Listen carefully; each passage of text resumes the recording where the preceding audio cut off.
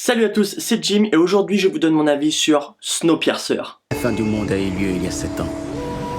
Aujourd'hui, le train est tout ce qui reste. Au début, le temps a changé. Les derniers jours du grand gel, les gens fortunés se sont réfugiés dans l'arche. Ici, il y a ceux qui possèdent et ceux qui souffrent. Qu'est-ce que vous voyez quand vous regardez ce train ?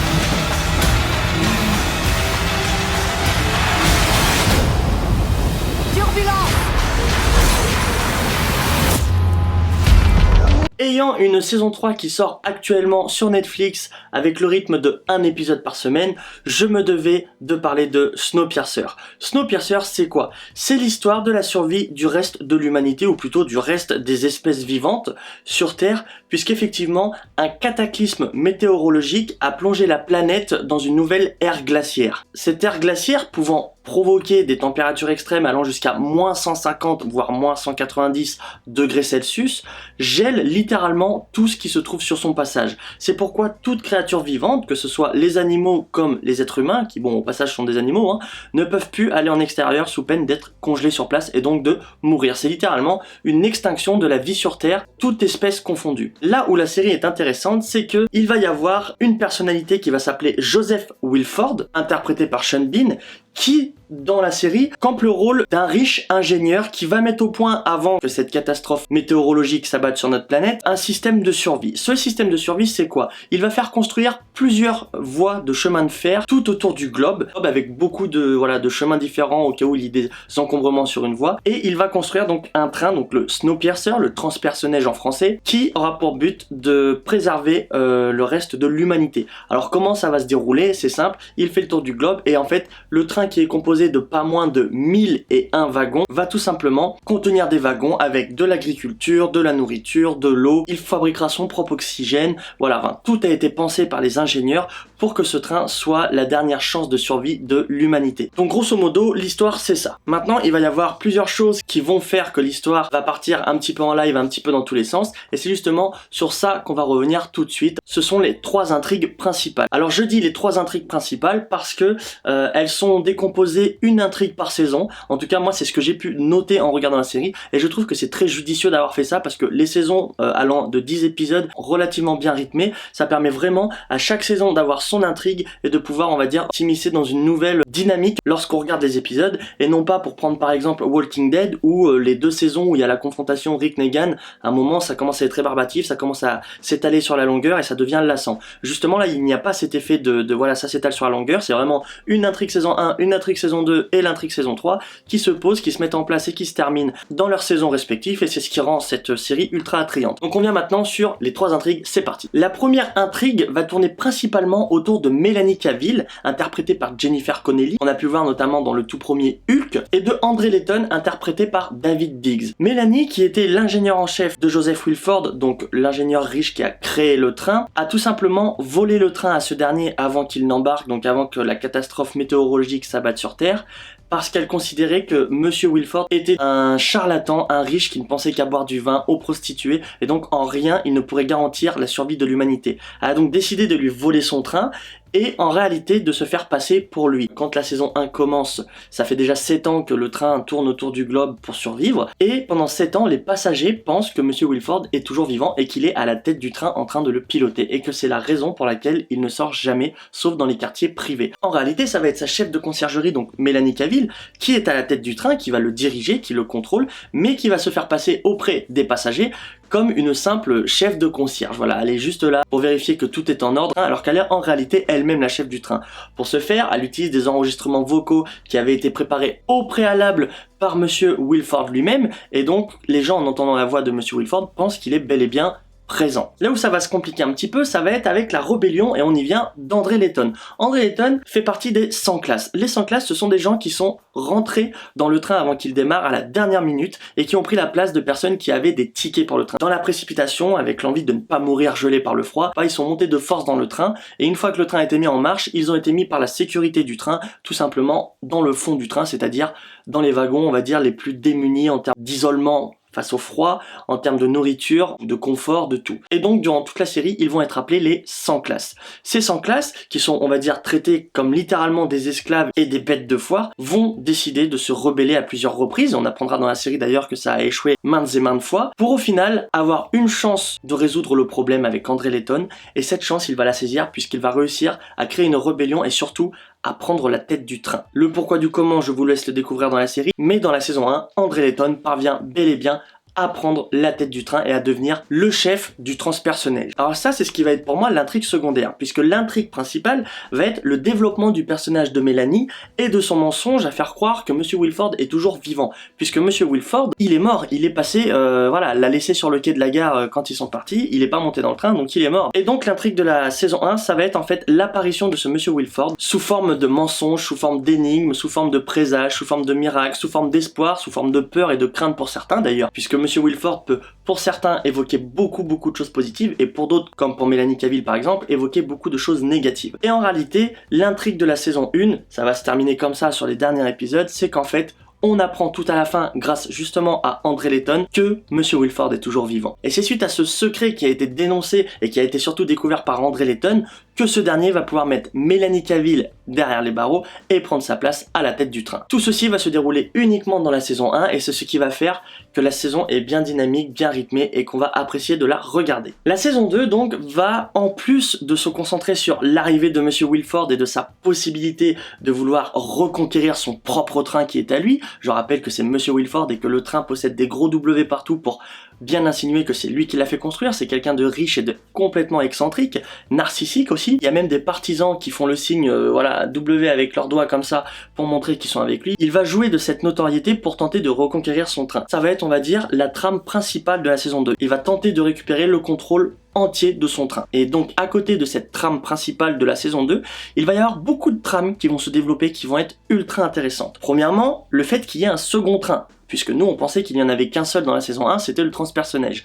Et en réalité il y en a un deuxième qui va s'appeler la Belle Alice, qui est en fait le train de ravitaillement, c'est-à-dire que le transpersonnage possède tout ce qu'il faut pour survivre en termes de nourriture, d'eau, d'oxygène, mais en revanche, tout ce qui va être pièce de rechange du train, pour ce qui est la mécanique, voilà, tout ce qui est moteur, les problèmes, on va dire, liés au train lui-même, va se trouver dans la Belle Alice, les pièces de rechange et tout.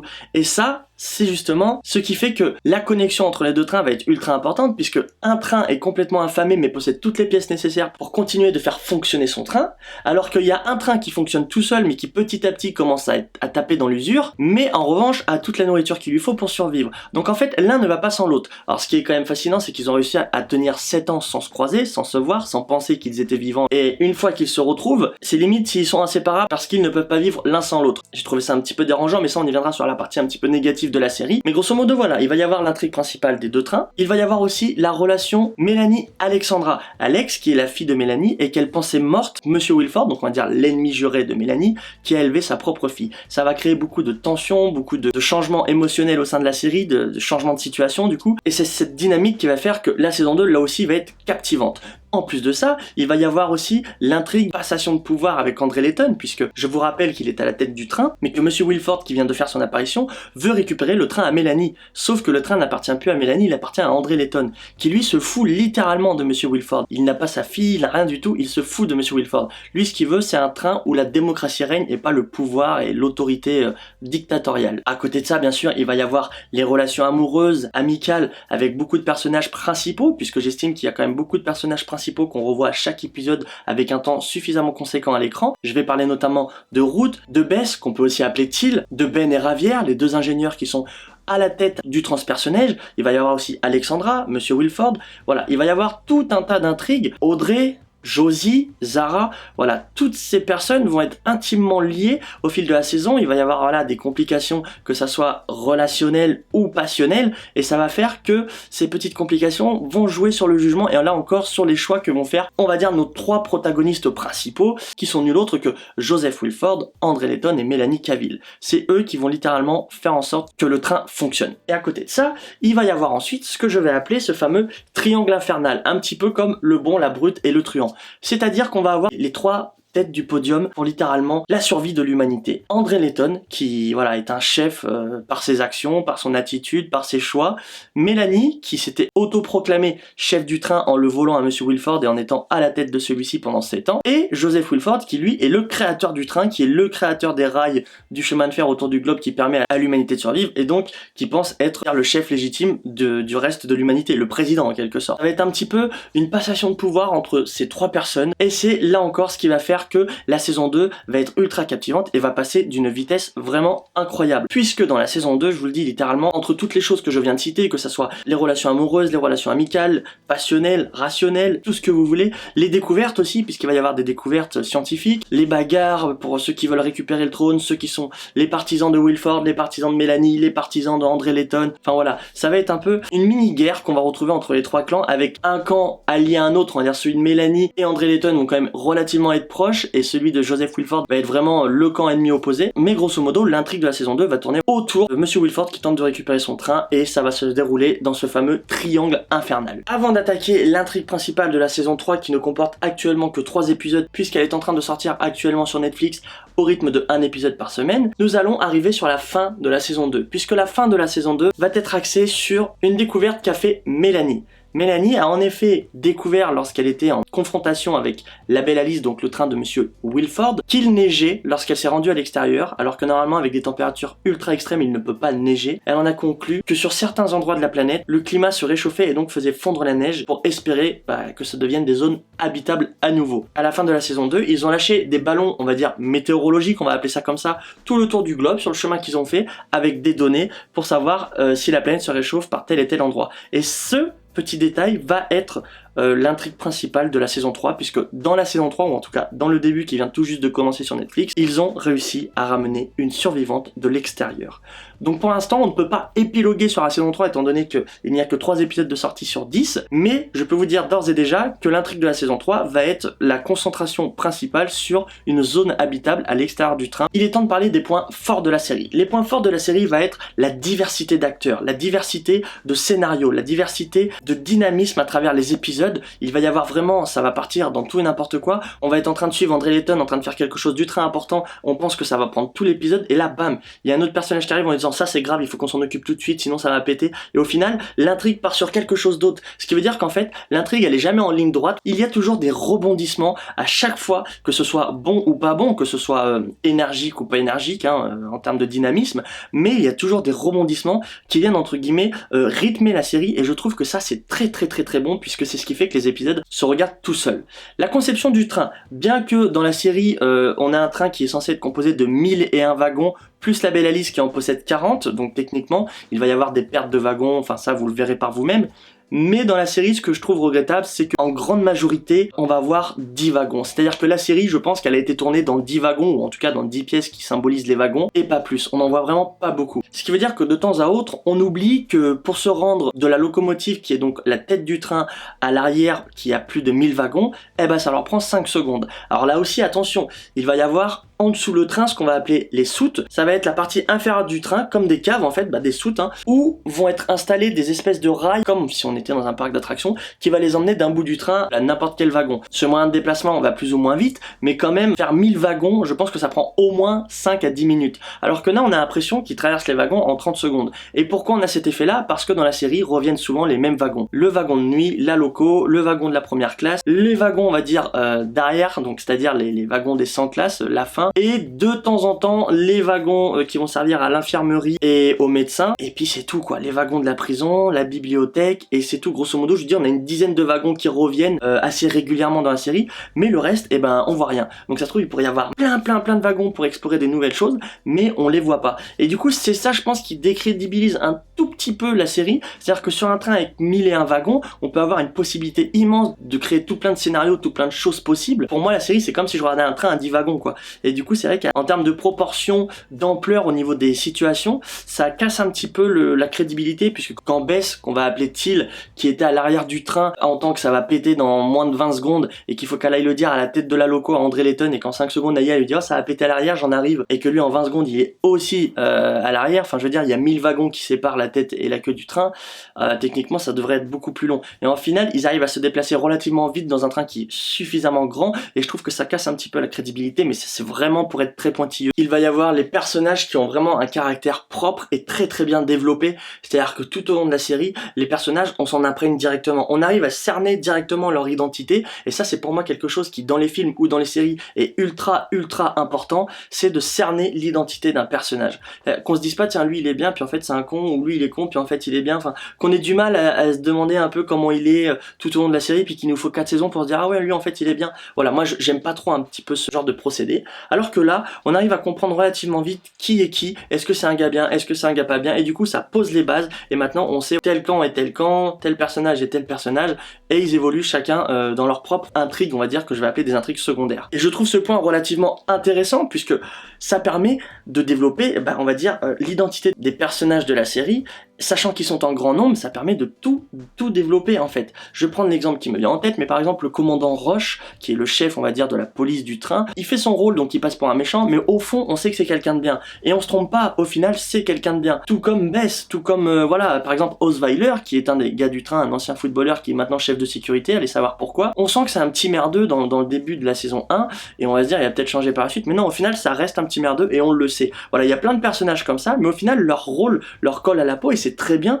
puisque on sait un petit peu, alors ça nous permet pas d'anticiper la suite des événements, mais dans une situation ça nous permet de voir un petit peu comment ça va réagir, comment ça va éclater, et je trouve que ça marque un petit peu un suspense prévisible qui est super appréciable quand on regarde ce genre de série où il peut se passer tout et n'importe quoi. Encore un point fort, je vous l'ai dit en résumant par saison, mais ça va être la qualité des intrigues. La première intrigue basée sur Mélanie, son mensonge et la révolution d'André Letton, la deuxième basée sur Monsieur Wilford qui veut récupérer son train via sa notoriété, et la troisième qui va être axée, je le pense, sur la découverte qu'a fait Mélanie, donc une possibilité de retrouver une vie à l'extérieur du train. Ça je trouve que c'est qualitativement ultra bien parlant. Pour moi le point faible de la série va être ce que j'appelle le basic instinct quoi, c'est-à-dire que je vais prendre l'exemple de André Letton parce qu'il y en a plein d'exemples dans la série, mais je vais prendre celui qui me vient en tête tout de suite. Voilà, André Letton qui serait prêt à donner nuit et jour, qui serait prêt à sacrifier sa vie pour sauver les gens de l'arrière, et une fois que c'est fait, il est prêt à tout abandonner parce qu'il va avoir un bébé. Bon, 2000 humains sur Terre et qu'on a risqué sa vie pour en sauver 400, on fout pas tout en l'air pour un bébé quoi, je veux dire. Ça c'est des trucs, ce que j'appelle du basic instinct, c'est on va dire de la débilité pure et dure. Quand on est dans une situation comme dans la série où littéralement 95% du globe a disparu et qu'on est à peu près 2 ou 3000 humains restants, voilà, ça c'est des genres de trucs. On évite de réagir un peu comme ça, et je trouve que c'est des trucs bidons parce que quand on développe la qualité d'un personnage, à le rendre ultra attrayant, à faire des choix, le mettre en position de leader et après le mettre en position de victime parce qu'il sait pas choisir entre telle ou telle femme et parce qu'il va avoir un bébé, c'est un peu bête. Je trouve que c'est un peu casser du pain sur le dos d'un personnage qu'on a mis une saison à construire et à rendre crédible, et c'est pour moi un petit défaut qu'on va retrouver au fil de la série sur plusieurs personnages, mais heureusement c'est corrigé au fil de la série, donc ça c'est quand même un bon point. Mais globalement j'en trouve pas comme ça, je la trouve hyper passionnante, je la trouve vraiment hyper attractive, attrayante, et si je devais vous conseiller de la regarder, je vous dirais foncez tout de suite, vous allez passer un bon moment. Le jeu d'acteur est globalement une réussite pour tous les acteurs. J'ai quand même un souci avec André Letton, donc qui va être le chef de la rébellion, le chef du train, que je ne trouve pas du tout charismatique. Il a pas d'expression faciale au niveau du visage, il a pas de charisme d'un leader, on le voit jamais froncer les sourcils, on le voit... Voilà, quand il est en colère, il a la même tête que quand il est content, et il a la même tête que quand il pleure, et il a la même tête que quand il dort. Pour moi, j'aurais peut-être pas mis cet acteur. J'ai un petit peu du mal à apprécier ce personnage par rapport à la position qu'on lui donne dans le film. C'est-à-dire qu'on lui donne la position d'un leader, c'est littéralement le personnage principal, et moi je le vois un peu comme pas un boulet, mais comme un personnage qu'on a du mal à exploiter, et je vous dis, pour moi il manque littéralement de charisme, en tout cas pour ce rôle. Pour moi, je l'aurais bien vu à la place du rôle de Pike, et Pike à la place du rôle d'André Letton. Ou inversement, peut-être avec un autre, mais c'est vrai que j'ai du mal à lui trouver du charisme dans son rôle, et moi ça me pose un petit peu de problème. Pareil, le faire changer de coiffure, ça pourrait être bien. Quand les saisons se renouvellent, il y a souvent un changement de look d'acteur pour rafraîchir un petit peu la série, et ça pourrait être bien, parce que là on tape sur la longueur, toujours la même coiffure, toujours la même dégaine, toujours ce manque de charisme, et moi je trouve que c'est, on va dire, ce qui manque un petit peu à la série. Un changement de coiffure, un petit peu à la Eddie Gordo dans Taken, c'est-à-dire les dreads comme il a, mais avec une couette, plutôt que de les laisser pendre, ça pourrait être vachement stylé, ça pourrait claquer de ouf. Et puis pareil, de temps en temps de le mettre en t-shirt et tout, toujours avec son grand manteau. Enfin ça c'était bien quand il était à l'arrière du train où il faisait un peu froid, mais dans les vrais wagons techniquement ils ont le chauffage, ils ont tout, donc ils sont pas censés avoir froid. Et donc de temps en temps de le voir en t-shirt un peu en mode voilà street, que toujours avec sa grande cape, son grand manteau et tout. Je trouve qu'en fait ce personnage visuellement parlant il n'évolue pas, et ça c'est dommage parce que tous les autres évoluent on va dire plus ou moins dans la série, que ce soit bon ou mauvais. Donc voilà, pour moi c'est les seuls points négatifs. Si je devais donner une note sur 10 à cette série, bah littéralement j'adore, hein. Mais comme je dis il y a quelques petits points négatifs, ça serait un gros 8 sur 10. N'hésitez pas à aller la voir, franchement vous avez passé un bon moment, et puis c'est rare qu'on ait des films ou des séries traitant sur la fin du monde sans zombies, sans morts vivants, sans aliens, sans explosion météorite ou quoi, voilà. Là c'est juste une ère glaciaire qui a frappé la Terre, et voilà. Allez la voir et vous allez pas être déçus, je pense. Si vous avez aimé la vidéo, n'hésitez pas à lâcher un petit pouce bleu, ça m'aide beaucoup pour le référencement, ça me fait super plaisir. À activer la petite cloche de notification si vous voulez être tenu informé des prochaines vidéos, et également à me mettre en commentaire la série ou le film sur lequel vous souhaitez que je fasse une analyse ou plutôt une critique. Je vous dis à la prochaine pour un nouvel avis, c'était Jim, allez, ciao!